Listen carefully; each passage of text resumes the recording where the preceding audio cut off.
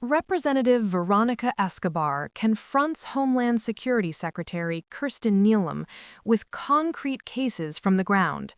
Union rights stripped, U.S. citizens raided by ICE, property seized, and due process treated as optional. What follows is not transparency, but deflection, and a revealing look at how government power operates when ordinary people bear the consequences. Madam Secretary, I have a question related to something more close to home for me in the community in El Paso with DHS employees. For decades, CBP employees who work at our land ports of entry have been contractually allowed by CBP to have an off-site location for their union. And this off-site location is completely funded by union dues, not by taxpayer money. And again, this was something agreed to in their contract. I was shocked and alarmed to learn that they were told by DHS they could no longer be off-site, and they were forced to come into a DHS facility in El Paso. It's a conference room, media training room. So that part of their contract, that longstanding agreement, was violated in my eyes. Are you aware of this at all? I have heard about it, but I don't know the details of that agreement, so I can follow up with you and get that back to you. And if you would lay out the concerns for being co-located, I think that would be fantastic for me to know. We will. We'll make sure to communicate with your team. Would love to work with you on this. The same has not been true for the Border Patrol Union. So there's disparate treatment, and additionally, just to very quickly lay out why it's important for union members to be able to speak to their union leaders in private, and being located in a small conference room, media training room, offers no privacy. There are other issues, but I look forward to working with you on that. I do know that, the difference in the two unions is important, and I'll look into how those were interpreted. And I also know that the one union is located under the Treasury Union as well, and that defines some requirements and for how it's regulated and set out going forward. So I'll see if that is the determining factor on why there was a difference in how the locations were determined. And I would ask, Madam Secretary, that you please allow the El Paso Union to continue to be housed off-site. It is their preference, doesn't impact the budget or appropriations. They pay for it. So I don't see a reason why this long-standing, decades-long situation should be changed. So would ask for your support for that, please. I'll look into it. Okay, perfect. I also wanted to ask you about this NBC News story, and I'll enter into the record this article as well. U.S. citizen family traumatized after ICE raided their Oklahoma home in search of someone else.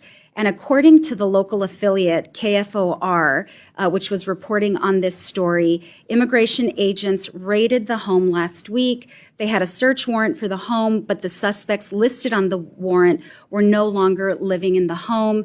The family was forced to wait outside in the rain during the search. A mother and her girls, all U.S. citizens.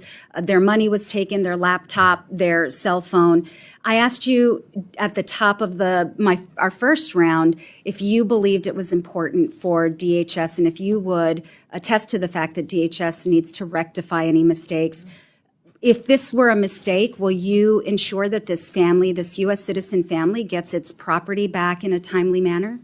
Well, in that particular situation, the warrant for that situation was on the house and the facility, not on the individuals that were there. And so that house was being used for human smuggling. And so those operations were conducted against the facility. And even in that situation, there was some individuals there with the same last names and some of the similarities. But if it were a mistake, Madam Secretary, we believe everything was done appropriately, and we'll continue to make sure that it is done and handled appropriately. All right. Well, appreciate you looking into it. Not my constituents, but You had mentioned in your testimony, and you've said previously, that the focus of your agency is to go after the worst of the worst, people who are here illegally.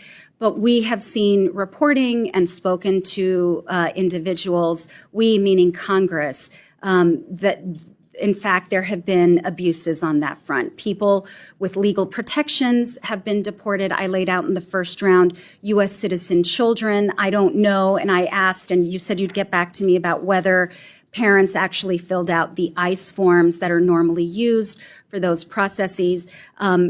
U.S. citizen families with nothing to do with human trafficking, and now DHS employees as well, in my view, have been subjected to an abuse of power. And we all swore an oath to the Constitution.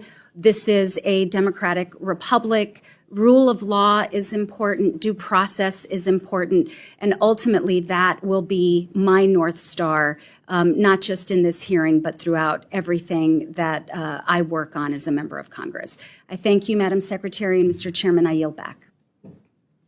This exchange highlights a methodical and deeply consequential oversight moment between Representative Veronica Escobar and Homeland Security Secretary Kristi Noem, centered on how DHS is exercising its authority in ways that affect workers, families, and U.S. citizens far from national headlines. Escobar does not deal in abstractions. She brings forward specific, documented cases from her district and beyond, testing whether the department is respecting contracts, constitutional protections, and basic due process. The discussion begins with DHS employees in El Paso.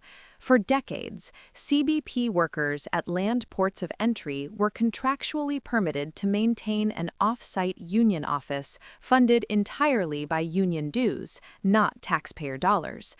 That arrangement existed to ensure privacy, allowing union members to speak freely with their representatives without fear of retaliation. Escobar explains that DHS abruptly revoked this long-standing agreement and forced the union into a DHS facility, a shared conference and media training room with no privacy. She frames this not as a minor logistical shift, but as a violation of contract and an erosion of worker protections. Secretary Noem acknowledges awareness of the issue, but claims she does not know the details, promising to look into it. No commitment is made to restore the off-site space.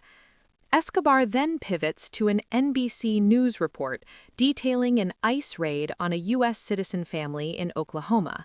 Agents executed a search warrant for a home linked to individuals who no longer lived there.